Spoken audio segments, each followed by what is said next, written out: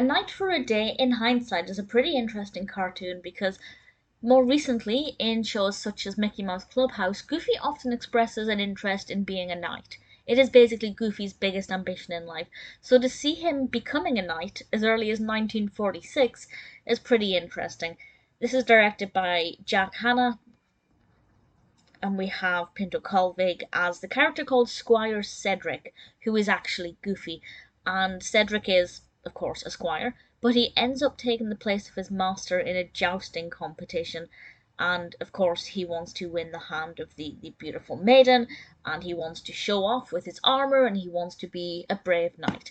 Goofy is not necessarily the individual you would expect to see as a knight, so it's really interesting to see him in this kind of more heroic role.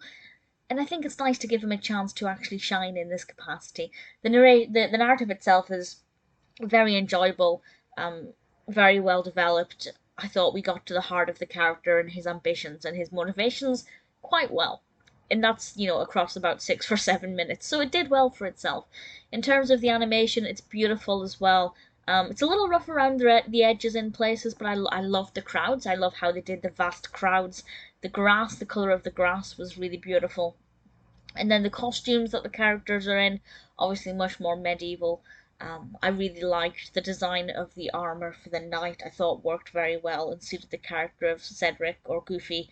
I thought it was pretty well done. It was really enjoyable, and to see Goofy in this capacity this early on, clearly he has forgotten that he did this because he still wants to be a knight, is something that I think is really sweet. I may not be the biggest fan of Goofy, but to see him fulfill his ambition as early as the 40s is quite sweet. I really enjoyed it. If you're a fan of Goofy or of Disney in general, I think you'll enjoy the quality of A Knight for a Day. It's pretty good.